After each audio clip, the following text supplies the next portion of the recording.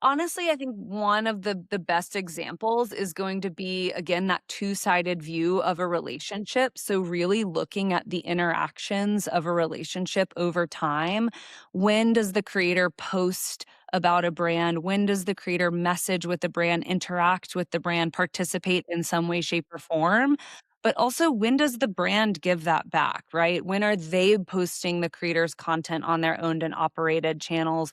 When are they pulling them into campaigns? When are they messaging? So, really looking at the two sided view of that relationship and establishing kind of the accountability along the way, patterns of success, when you need to show up for your creators and how is a really good example of how we're trying to kind of change the lens by which brands look at success.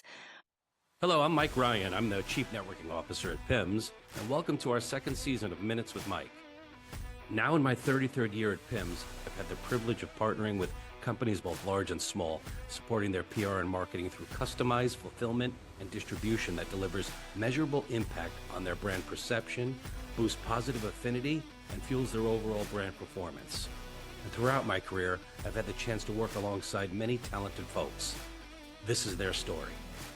On this show, we'll sit down with some of the world's top marketing and business thought leaders to learn more about their success, how they got there, how marketing helped them achieve their goals, what strategies they used, and what inspires them. Please join me on this journey as we learn from those who are changing the way we think about business. So sit back, enjoy. You're listening to Minutes with Mike. Welcome, everybody, to Minutes with Mike. My guest, look at who I have as my guest today. It's Brit Starr. Brit, welcome to the program. It's so good to see you. I think I just said any minute with Mike is a good minute for me. So excited to have you. Have a gazillion questions, as you could probably guess, for Brit Starr. But I really kind of wanted to start at the beginning. One of the things I like to do with the guests is sort of get an idea of how it's sort of transformed into this world. Like, how did you originally get into it? I know you're a Texas kid, born and raised there, and you went to U of Texas, right? And you have a degree in communications, but how did you get into it? Like, what were you studying then? What did you want to do? And how did your first break come? Yeah, so we're going way back. Skipping a little bit of a middle part of the story. So I kind of cut my teeth in the professional world in agencies, really design led agencies that worked from top to bottom with brands on everything from kind of in-store experience to package design to positioning and branding, logo design. So really understanding how to build a brand from start to finish and a real keen focus on storytelling. And I think that was kind of the bridge from communications in terms of what I studied. But when I moved to San Francisco, I swore I was going to be the only person in San Francisco that did not work in tech. And that worked for a little bit. I worked for an amazing coffee company called Verve Coffee Roasters, helped them expand pretty massively throughout the US and globally. But then tech took in the form of a cold call by our friend Connor Begley for a role that would have been completely wrong for me. But the conversation was great. And at the time, I had been working with brands like Verve and others, Trulia, Lyft, really helping them figure out how can they build engines for storytelling that feel authentic to their consumers. And we all know that content is king, but how do you do that in a way that feels right for your brand and for the people it's meant for? So I think you told me the story. He might have told me, Connor, the story. He was calling you on a cold call. Were you working for the coffee company, or you had an agency at the time? I was consulting. So I had moved from the coffee company, still was doing a little bit of work for them, but was consulting for tech firms actually, but all on content. And then yeah, like randomly one day my phone rang. I picked it up. Voice on the other end said, "Hi, my name's Connor. I have this company called Tribe Dynamics. Can I talk to you about," I think it was for a customer success or account management position. And again, that role would not have been right for me, but we just kept the conversation going. I got to meet the team. This was early days at Tribe Dynamics, and really where that company sat was really understanding that word of mouth is incredibly important, and word of mouth exists on social media today. And so the conversations that were happening across the creator universe, brands were having a really hard time at finding those, measuring those, validating the value of those back to their leaderships. And he had started a company that really helped to bring all of that under one place and start to standardize some vocabulary and measurement around something that has now like changed the face of marketing as we know it. You have a bit of a unique perspective, like, being the founder of a company or jumping in on a company that is in the beginning stages of growth is nothing new, but you have a unique perspective because you've kind of done all levels, right? Like at Tribe, they were a small company that was, growing out of their boots, and were looking for the right people to put in the right places to extend that growth, which was then later absorbed by Creator IQ, where you had a bigger company that was looking to advance to even higher levels where you had to kind of reinvent yourselves as you gain momentum there. And of course, now, and we're going to get to that a little bit later with the co-founding the new company. So tell me about that a little bit. Like, what do they not tell you about that startup journey? Like, what are some things, maybe you could tell each different level of it. Like, what do you do when you get into it that you're like, nobody ever told me about this. No contract ever wrote about this part of it. Like, what do you have to expect as somebody that gets into that world? Oh, that's such a good question. I don't think this is gonna sound surprising, but it's so true, and I do think it's true in a way that surprises you once you're living it, is when you're in startup, you're a builder. There are no lanes, there are no hats. You own your business from start to finish, and I think same with the agencies that I worked at early in my career, it gives you a lot of permission. If you show up and you're willing and capable, you have a lot of permission to grow the impact that you have at the company, but more importantly for the customers that you serve.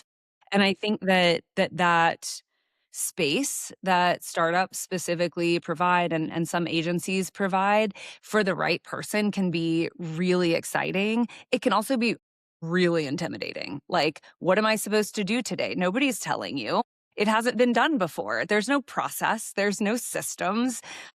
So I think the building mentality of, like, every day you show up and you have your own kind of agency of what you're there to accomplish today on behalf of your customers is so real. Did I read on your resume that you at least one of your hats you wore Creator IQ? I have it up here, so I want to make sure I got it right.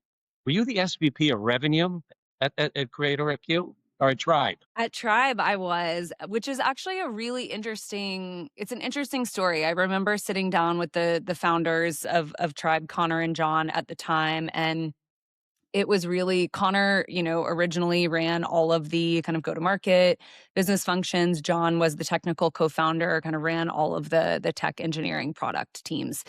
And Connor was really looking to kind of redefine his role and take a step up and become more of an evangelist for the company. And we were trying to define who kind of stepped into that. And they sat down and talked to me about that. Is this a role that you want? And here are all the things that, it could mean for you. Also, here are your superpowers. Do those things align? Because you could go one way or the other. And I remember at the time thinking, felt like a really good title. It felt like a really good set of experiences that would, like, serve me well in my career. And honestly, looking back, I think it was really what the company needed, but it was a bit of a misalignment from my superpowers and skill set into something that I was really trying to force myself to be good at, which was, like, putting on my operational hat, managing sales teams, building processes. Like, that is not my it's not how I can show up the best in the companies and customers that I serve. So it was a funny start, but then, like, feeling your way again, like nobody had done it before. So feeling your way into figuring out what that role needed to be and do, and I don't know, like finding my own rhythm in it was a really helpful learning experience. Just as you get comfortable in doing that, they knock on your door one more time and they say, "Hey, listen, we've been talking to this company called Creator IQ, and they're thinking about pulling us in, and they're going to absorb us." So there was a time that across your brain, you're like, "Is this the right move for me? Do I want to go with them for this? Is this feel good? Should I make a shift now?" Like, how did that process go? I know they're really good, Connor and John specifically, about sort of outlining, like, this is what it's gonna look like for you. Like, we want you to be there. We want you to be a part of it. Ultimately, it's your decision. What kinda went through your brain? Was there ever any, like, finger biting time where you're like, "I don't know. I'm not sure about this. I'm not sure about that." Like, how did that go? Yeah, no, I mean, the complicating factor for me was that I was actually on maternity leave. So I had just had my second baby. I was gonna be stepping back into a new company, right? Like, the acquisition closed while I was on maternity leave. So I left for maternity leave at Tribe and came back to Creator IQ. And I did have those conversations with John, like, what does this look like for me? But I was really lucky to be kind of stepping into a supportive team, both with the people I knew and with the broader leadership team at Creator IQ. And that permission to find my role extended through the acquisition. I actually, when I came back from maternity leave, incubated a product called Creator on behalf of Creator IQ. And it was our first stab at building something truly creator facing, using all of the amazing data that we had to empower creators to define and advocate for their own value with brands. And it was so fun. It was like we called ourselves like a little barnacle, right? Like we got like the benefits of being a startup within a larger company, which as somebody who is in a real startup now, I can tell you those were the days.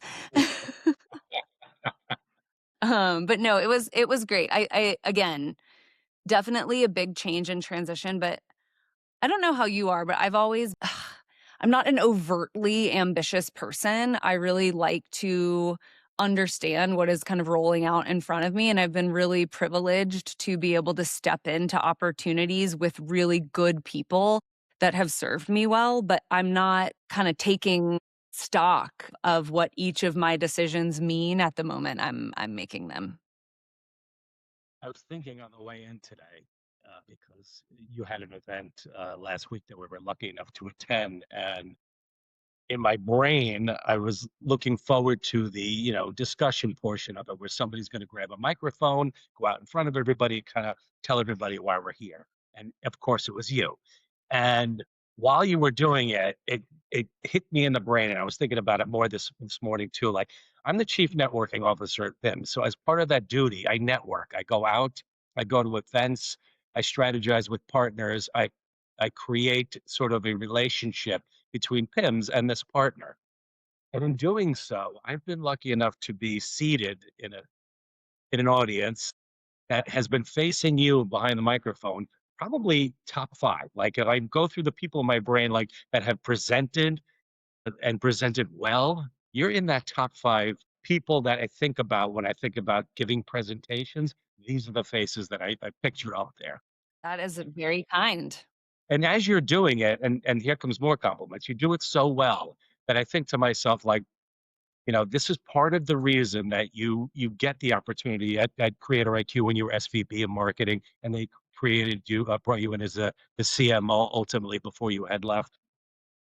It's because of things like that. It's not only what you're thinking and what you're able to do, but that you're able to present or paint this picture of sorts, that gives people this explanation by way of verbally showing them and telling them. And it's just, you do it so well. And I know that people are so afraid of that part of the world. They would much rather, not be in front of an audience, not be in front of the people. How did that first pop up? Like, were you doing that way back when you were, even prior to Tribe, or is that something they hit you with and you were like, ugh, I really don't want to, but if you want me to, I will? Because you're also doing their podcast for a while, that earned a podcast. Yeah, yeah, and, again, as somebody today who's the guest, it's a much easier seat to sit in than host, so hats off to you.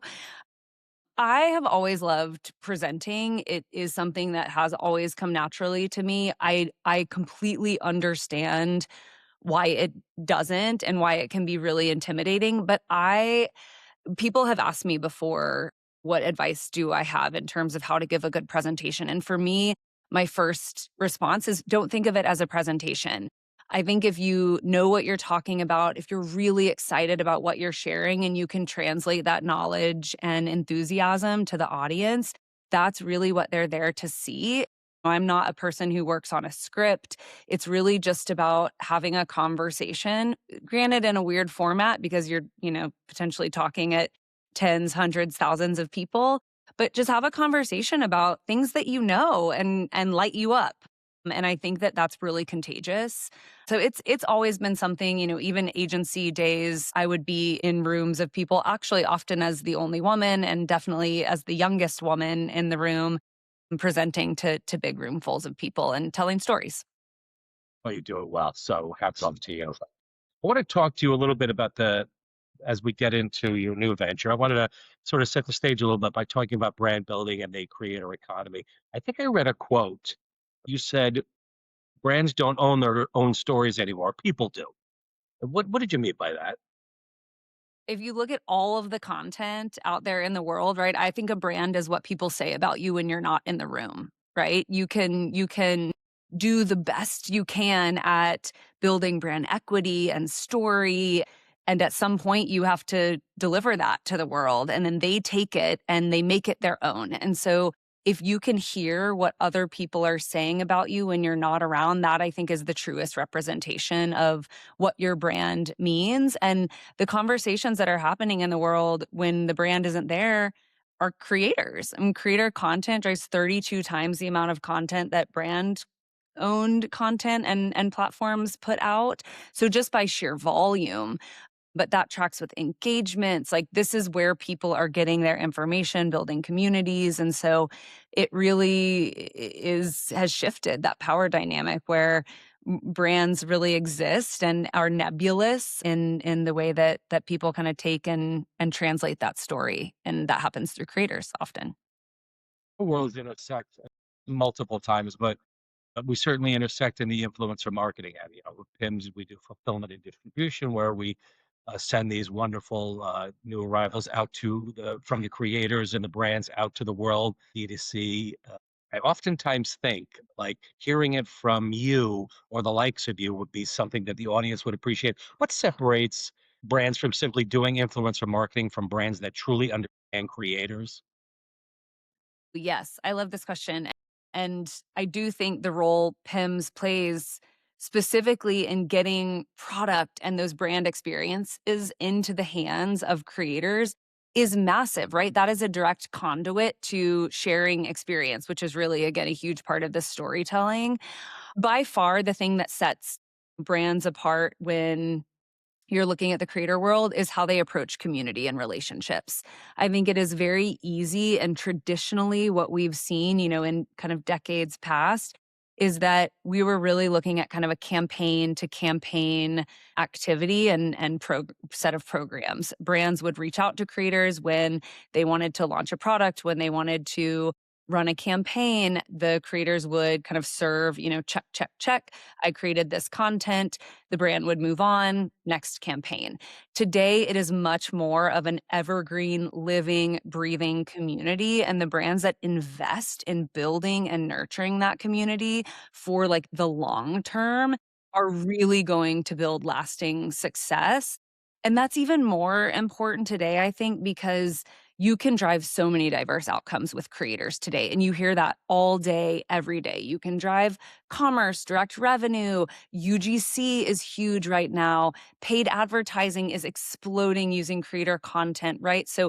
So many outcomes you can drive. But if you're not building that on a basis of real relationships, that has earned trust over the years, right? The months, the years, the interactions, like that's currency today. And I think that's really what sets brands apart.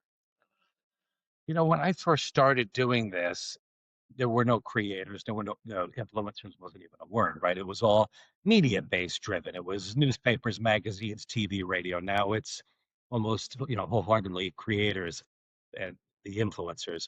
Do you think we're entering a more mature phase, or do you think it's sort of still in the early stages of these creators? I feel like it just started, but now, that I think about it, it's, we've been doing this specifically to the creators and influencers probably for the last 10 years or so.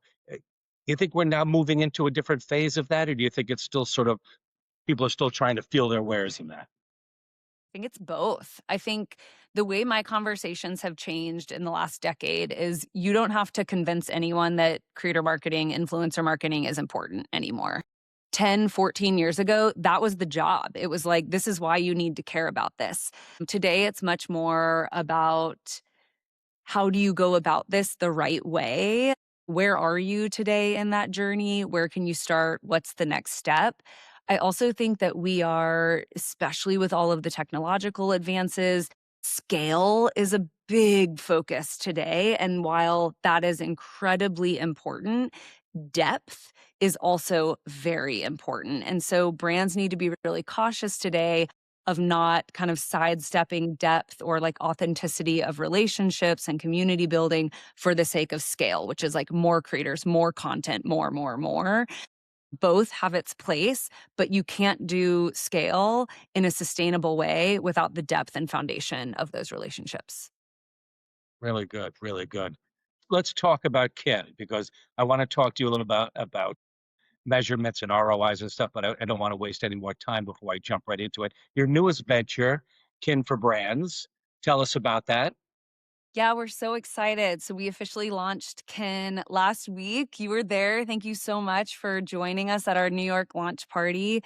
We have gotten a team together that has 50 plus years of collective experience, including John and Connor, who we've been talking about, the founders of Tribe, but really got them together to build something from the ground up with customers that works for creator marketing programs today. So our huge focus is on those relationships and really managing kind of the messiness of human relationships that drive such exponential value in creator marketing today. So how do you understand kind of finding, knowing, growing the right relationships on an individual basis? But then also, how do you look at that community and grow it over time in a way that really makes sense for your brand, but also for the creators involved in those relationships because they're two-sided, which is again often forgotten. So we are super excited. We're building for beauty first and foremost. I still think beauty is some of the most sophisticated, marketers in the game when it comes to this relationship-led marketing. And it's been really fun to get back to building to kind of full circle our conversation and see what brands need today and help them alleviate some of those friction points that have been hindering their progress. In my world, at least, because the clients come to us for that fulfillment and distribution, and they don't always know exactly what they're looking for as far as measurements, how they're judging ROI. Tell me the difference with Kin. Like, what are you guys bringing to market that people don't normally are not used to measurements and ROI based on how you guys are now presenting it? Yeah, I think one of the best examples is going to be again that two-sided view of a relationship. So really looking at the interactions of a relationship over time. When does the creator post about a brand? When does the creator message with the brand, interact with the brand, participate in some way, shape, or form? But also, when does the brand give that back, right? When are they posting the creator's content on their owned and operated channels? When are they pulling them into campaigns? When are they messaging? So, really looking at the two sided view of that relationship and establishing kind of the accountability along the way, patterns of success, when you need to show up for your creators and how is a really good example of how we're trying to kind of change the lens by which brands look at success. It also helps with retention, right? We've talked a lot over the past decade plus about how important it is to retain your creator partnerships so that they can drive more mutual value over time. But that's hard, right? How do you build when you're working with, 1,000, 10,000, 30,000 creators? How do you build those relationships in a way that does grow all day, every day. And so a lot of the technology that we're building is helping our brand partners show up in those relationships like superheroes, like you would want to in your personal or professional relationships. What milestones exist? Do your creator partners have birthdays coming up? Did they just announce a life milestone? Are they growing their family? Are they moving across country? Did they hit 1 million followers? Like, how can you show up in the little moments that count, that make a big difference in the way that relationship is really built and based over time? AI, right? I say those that acronym, I say those initials, and immediately people start the bells start ringing, right? Like it's important. And I think the more that people get used to the idea that it is a tool rather than a sort of a replacement device, a tool that could build the ROI that you're looking for at a much faster pace with a much deeper reach. Uh, it's not only necessary, it's almost to the point now where if you're not engaging that in some way, you're missing the boat, right? You're holding on to an antiquated sort of way of tracking and doing things. How does that tie in with what you guys are working on? Yeah, I mean, it absolutely does. I think first and foremost, creator marketing works because it's human to human, and I that is not gonna change. I will put all my bets on that. But I think the tedium of managing a human-centered program, human relationships, that can be incredibly accelerated by AI in a way that can be really game-changing for brands who are always, despite their size, like, their ambitions are a little bigger than their resources, and so it one can, yes, absolutely help save time, and we've seen that over and over again with our customers, but it can also really help you understand, like, what do you need to know? What do you need to do? And how do you close the gap between those things so that you're always kind of informed on what that next step in your program, in your relationship, in your community building efforts need to be?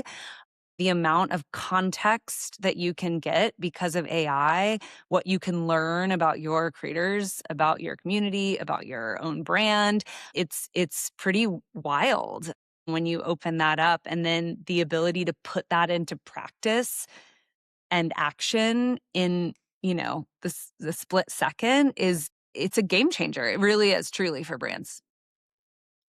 Why do you think, like, not only in beauty, although it's certainly in the beauty, wellness, cosmetic seems to be driving it, but also things like alcohol and stuff. Why do you think creator-led brands are really finding their moment right now? Like, are they natural? Do they have an acumen for business leadership, or is it just sort of they see somebody else doing it, so why can't I start my own fragrance brand slash beauty brand, whatever it is? Why do you think they're having their moment right now? I mean, it probably is a little bit of both, just like any business founder and owner. People have different motivations, they have different skills, like they show up in different ways.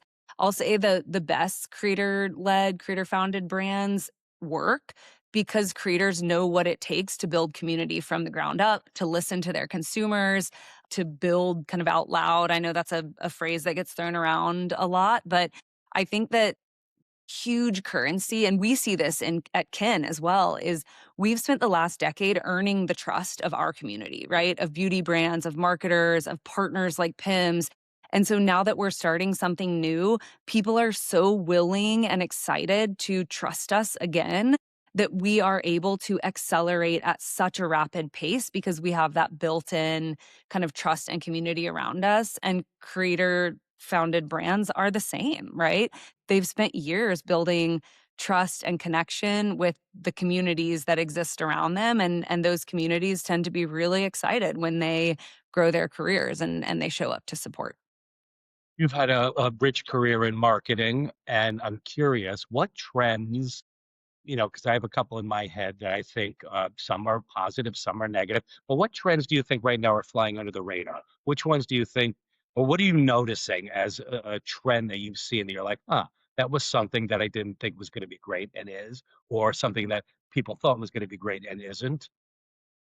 Very good question. I think that there is a return to the mix of digital and physical. So, gifting and seeding has a huge and growing role in kind of brand creator consumer relationships. I think that always gets kind of thrown under the spotlight of like, is this going away? Is it over? Our data shows, I'm sure your data does too, that is absolutely not the case. Like the physical representation and manifestation of brands is important. Same with events, experiences, bringing people together. I think that we're going to see more and more of, but probably in different ways. I think getting, more bespoke and really understanding kind of what I think I even said this in New York, like we think about the rooms we, bring together as small rooms with smart people, and having a version of that for your brand, like who are the communities that you want to connect over kind of shared values, what do you have in common with those, or what do you want to learn from each other, I think is going to get really important. And then the other one I think is, and this is probably the one that I'm really excited to try to solve for, is visibility across the industry. So this is less of a marketing trend, but more of a need, I think, is, brands have access to so much data that creators often don't share that vocabulary. And so how can you create the right kind of transparency, visibility between those relationships so that you really can start to create like a shared language that helps everyone in the end. And I think that's something that the industry, quote unquote, has really struggled with in the past. And I'm excited to see what we can do there. And I think with the creator economy, with things like TikTok Shop and, social selling in general, it's really come such a long way in a short time, right? If you think about it, again, I had 2 guests on, and I was telling them stories about I remember my mother watching QVC back in the day, and I'm like, "Who the hell is going to sit here?" Like, this woman sits here all day to wait for, the vacuum cleaner bags to come up so that she could dial on the phone and call up. But I think what they touched upon back then, and it has exploded now into, I could pick up my phone and order 5 things while we sit here and talk, but I think what they touched upon, which is really exploded, which is not only the ease of access for these sort of purchases or these online shops, but what you've been talking a lot about on this podcast, community building, right? There is a community that supports these brands, and within that community are these purchases that they see each other at different events. They see each other when they do pop-up shops. They see there is a community built around certain influencers or creators that people are bound to and tied to. They love the products, but they love the products because they trust the people. Yeah. I think that's spot on. I mean, it is all about trust. Again, you can do a lot in the short term with like sizzle, but in the long term, I think that trust is a prerequisite for success. And so again, just being cognizant of how you're building gets important. I agree. I think creator commerce is an area that is very early on in terms of how we are slowly changing behaviors with what we're comfortable shopping. AI shopping is a big topic right now as well. So I think that having trusted recommendations from people whether you know them personally or whether you've built a relationship with them by following them online for years, is going to be incredibly important, probably more so actually as we start getting recommendations delivered to us in more kind of narrowed, focused ways. Curious about your opinion on this too. So Brit is a mother of two boys, 2 young boys. There's one thing to do this stuff on your own, and there's a whole nother aspect of it when you have children that are in this world, right? Like, so I have 4 children of my own, and they're older than your children, but so they're having children of their own now. But I remember specifically because, they had phones in their hands from the first time, and nowadays, you know, children are getting phones younger and younger just because it's part of our society and who we are, gives them access to all these channels and all these looks and feels too. Is there any part of it that you're kind of like, I still kind of want to push back against that? Or are you of the ilk of, listen, I raise my children, I trust that they're doing the right thing. If they want to go on to TikTok shop, if they want to go on and research this, what part of it sort of makes you nervous, if anything, at this point? Oh yeah, I'm terrified. My kids luckily are young enough to where I am just in complete denial. I have not crossed that bridge yet, but I think it's incredibly important to be really intentional with how you are facilitating the introduction of all of this access, right, to kids who don't, they probably will know much more than I do in very short order. I have a 6-year-old and a 4-year-old. I don't know. I'm yes, I think it is absolutely scary. I think there is good and bad in everything. And I think making sure kids have the confidence and understanding of how, again, to kind of show up in these spaces is really important. And then importantly, how to not show up in these spaces and how to turn them off and like get outside and, touch grass and be in nature and all that Exactly, good. exactly. A working mother is just yet another hat that you wear, and do such a good job of pivoting from back and forth. So, those who are interested in talking to you more about kin, like events, will we see you at any events coming up? Well, you know it. Yes, we're super excited. We're actually going to partner with Beauty Connect LA. They were one of the first big beauty summits on the West Coast, and this is their 10th year anniversary. We are so excited to bring kind of a new evolution of that show. It's in October, October 28th through 30th. Please reach out if you're interested. Go to their website. We have great speakers, great experiences. It's really exciting how they are investing in the next decade of bringing kind of the business of beauty together, and we're excited to help them with that evolution as well. Also partnering with our friends at CEW on the new beauty blueprint at the beginning of October. CEW, I feel like and probably a lot of the listeners know, they do it right. Talk about community. I think they have done that since day one, and we're really excited to be partnering with them again. And then you'll always find me in New York, LA, here in the Bay Area where I live, popping up at dinners and hopefully in more fun conversations like this. So, if somebody wants to reach out to get a demo, to hear more about kin, what's the best way to do that? You can do Brit at kinforbrands.com, direct link into me, or go to kinforbrands.com. Check us out on the website.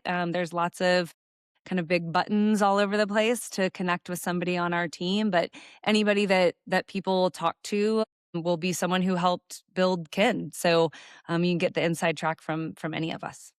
Yeah, having been at that launch party last week, there is an absolute buzz in the air. Like everybody's super excited about what's coming, this opportunity, the group that's building it. It seems like it's going to be the next big thing. So from the outside looking in, I'm super excited. I was telling Britt before we got on the air here that I feel like I'm part of it. Like I'm sort of a kin employee without being employed by kin. So Employee. is there, of course, if there's anybody who wants to talk to me about it, I'll talk all day about it. So I mean, you congratulations. you are definitely not an outsider looking in. Our partnership goes back the better part of a decade as well, and really excited that you're some of the first partners that we're kind of doing new exciting things with as well. So stay tuned for that. Love it. Love it. Brit Starr, thank you so much for your time. I really appreciate it. Thanks, Mike. Appreciate you.